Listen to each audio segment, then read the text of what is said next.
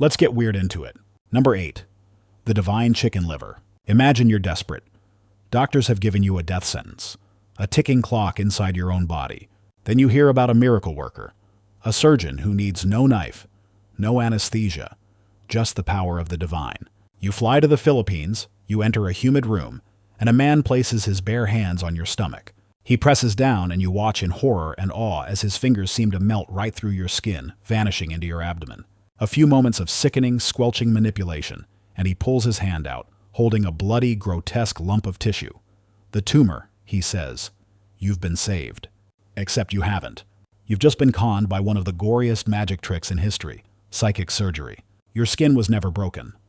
The surgeon is using a brilliant, disgusting bit of sleight of hand. By pinching and folding your skin in subcutaneous fat around their knuckles, they create the powerful illusion of penetration. It looks like their hand is inside you, but it's just nestled in a deep, fleshy pocket of your own making. And that horrifying tumor? It's not yours. It's a pre-palmed piece of chicken liver, or a pig's blood clot, or some other animal byproduct they bought at the market that morning. Your body is just the stage. The props are from the butcher shop.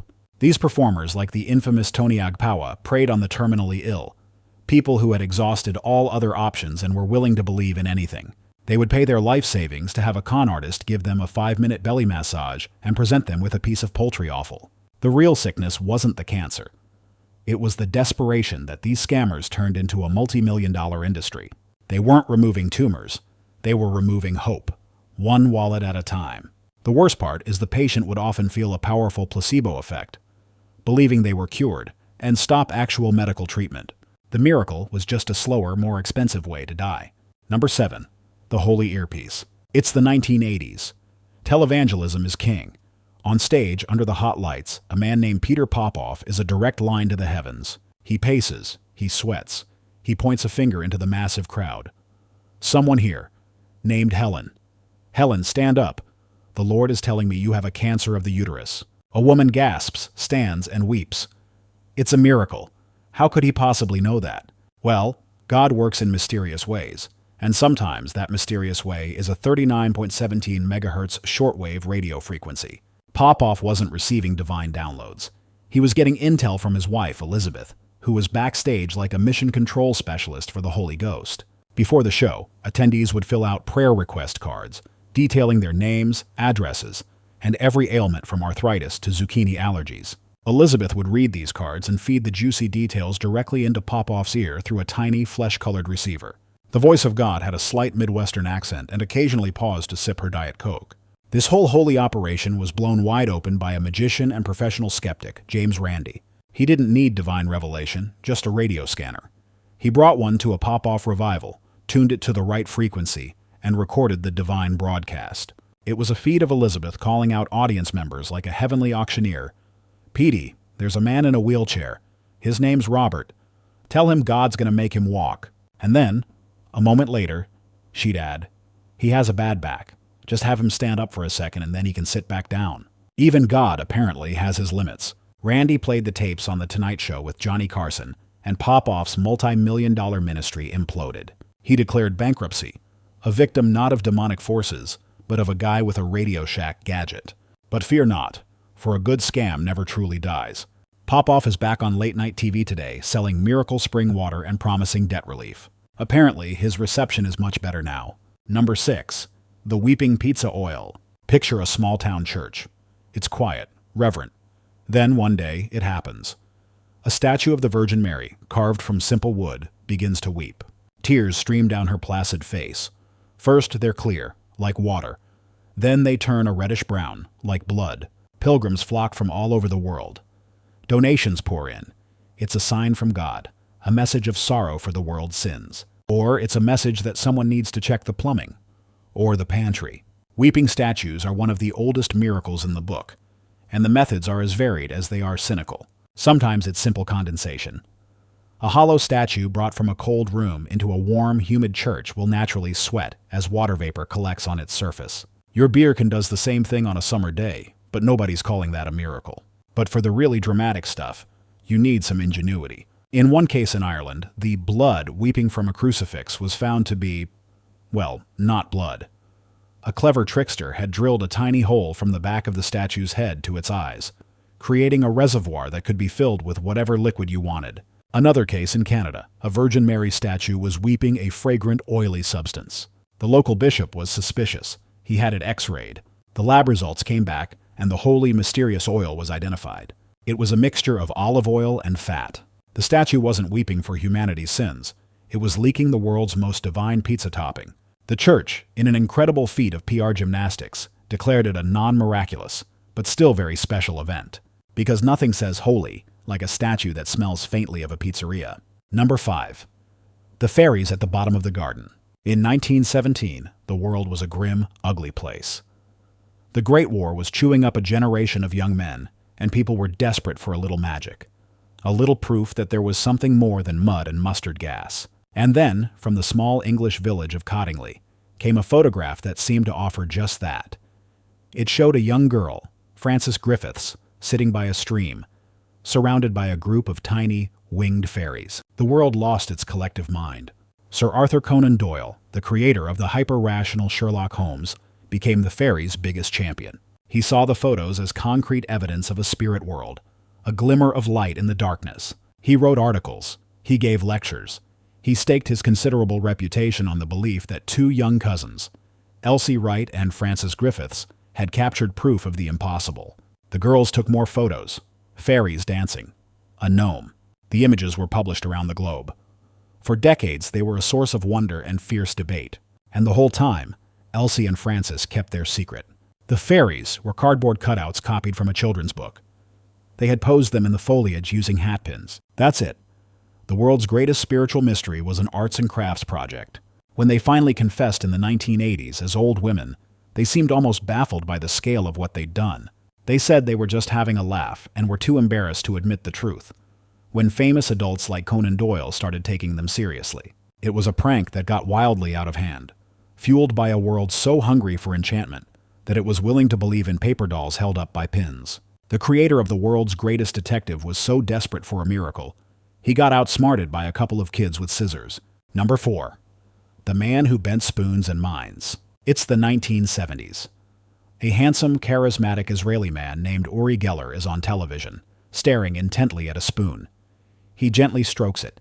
He whispers to it. And before a live studio audience of millions, the spoon begins to bend, seemingly by the power of his mind alone. Keys bend. Watches start ticking. He is a psychic superstar, a man who can defy the laws of physics with a thought. Your brain sees this in short circuits. It's impossible. Therefore, it must be supernatural. But your brain is a beautiful, gullible idiot. It's not seeing a miracle. It's seeing a masterclass in misdirection. Geller's signature spoon bend is a classic piece of mentalism, a magic trick dressed up in psychic clothes. There are a dozen ways to do it. The simplest is to pre-bend the spoon.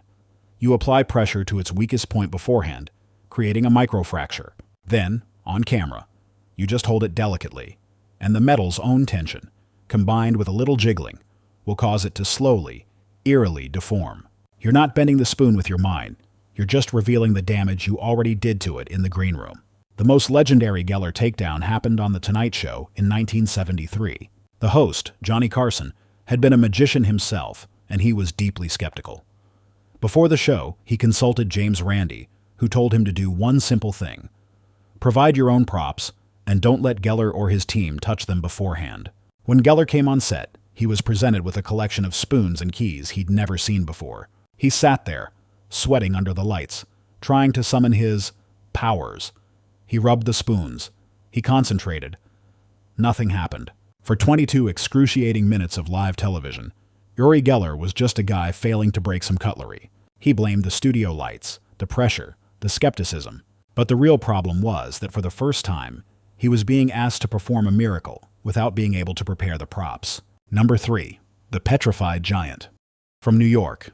On an autumn day in 1869, workers digging a well on a farm in Cardiff, New York, hit something solid. It wasn't a rock. It was a foot. A giant stone foot. They kept digging and soon unearthed the body of a 10-foot-tall man, seemingly petrified into solid rock. The Cardiff giant was an instant sensation. Was it a petrified man from a lost race of giants mentioned in the Bible? Scientists came to study it. Preachers delivered sermons about it. P.T. Barnum, the circus king, offered a fortune to buy it. This was the fossil find of the century, except the giant was only about a year old, and he was made of gypsum. The whole thing was the brainchild of a New York tobacconist named George Hull. Hull, a staunch atheist, got into an argument with a fundamentalist preacher about the passage in Genesis that claims, "There were giants in the earth in those days." Annoyed, Hull decided to create his own giant to prove how gullible people were. He bought a massive block of gypsum in Iowa, hired a stonecutter to carve it into the shape of a man, and used acid and sand to make it look ancient and weathered. Then he secretly shipped it to his cousin's farm in Cardiff and had it buried. A year later, he hired the well diggers to discover it. The plan worked better than he could have ever imagined.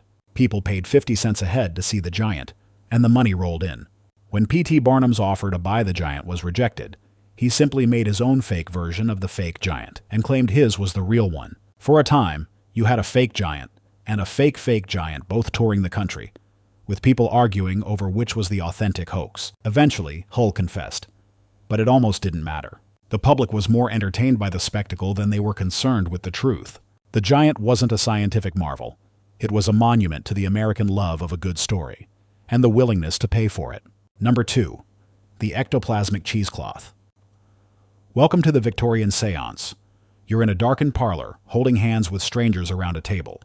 The medium, a mysterious woman like Eusapia Palladino, goes into a trance. The air grows cold. A ghostly trumpet floats through the air. A table levitates, and then, from the medium's mouth or nose, a strange, ethereal substance begins to emerge. It's ectoplasm, the very stuff of spirits, made tangible in our world. It glows faintly, shifting and forming into the shape of a ghostly hand or a face. It's terrifying. It's profound. And it's probably cheesecloth she swallowed earlier. Spiritualist mediums of the late 19th and early 20th centuries were masters of theatrical deception. They operated in the dark for a reason. It's easy to hide wires, secret compartments, and accomplices. The floating trumpets were often just attached to telescoping rods. The levitating tables were lifted by the medium's own knees or feet under the cover of darkness. But ectoplasm was the real showstopper. The recipes were varied. Some mediums used muslin or cheesecloth, sometimes soaked in soap or oil to make it slick and slimy, which they would either swallow and regurgitate, or just hide in a body cavity. Others used a mixture of egg whites or even condensed milk. One particularly inventive French medium, Eva Carrière, used chewed paper. She would create these materializations that, upon closer inspection, were found to have bits of French newspaper in them. And one of her supposed spirit faces was discovered to be a cutout of the King of Bulgaria's face from a magazine. The spirits, it seems, were keeping up with current events. The entire performance was built on the audience's profound grief and their desperate need to believe that their loved ones weren't truly gone, just waiting in the dark with a mouthful of fabric. Number 1. The Turk. In 1770, at the court of the Empress of Austria, a Hungarian inventor named Wolfgang von Kempelen unveiled his masterpiece, the Turk. It was a life-sized automaton of a menacing-looking man in Ottoman robes, sitting behind a large wooden cabinet. Von Kempelen would open the cabinet doors, revealing a breathtaking clockwork of gears and levers. He would then invite a challenger to play a game of chess. The Turk would move the pieces with its own mechanical hand, nod its head, and systematically crush the best human players in Europe. It even beat Napoleon Bonaparte and Benjamin Franklin. For nearly 85 years, the Turk was a global enigma. How could a machine think? How could it strategize? It was the dawn of artificial intelligence, a mechanical brain built of wood and brass. The secret was much simpler and much more cramped. Inside the cabinet, cleverly hidden behind the maze of fake machinery, was a human chess master. The cabinet was a masterpiece of illusion. The series of doors that von Kempelen opened were designed to show what looked like the entire interior. But a sliding seat and clever panels allowed the operator to shift their body from one side to the other, always hidden from view. The board above had a series of magnets and threads that allowed the hidden player to see the opponent's moves, and to control the Turk's arm via a complex pantograph system. It was a grueling, hot, and suffocating job for the series of chess masters who secretly operated it over the decades. They were the ghost in the machine, the human brain behind the wooden face. The Turk wasn't an early computer, it was a puppet, a brilliantly engineered, incredibly elaborate puppet. It wasn't a miracle of engineering, but a miracle of deception, fooling the greatest minds of the age into believing a machine could think, when all along it was just a person, hiding in a box, playing chess in the dark. Okay, my brain's tired. I'm gonna go find more weird stuff. You know what to do if you want to see it.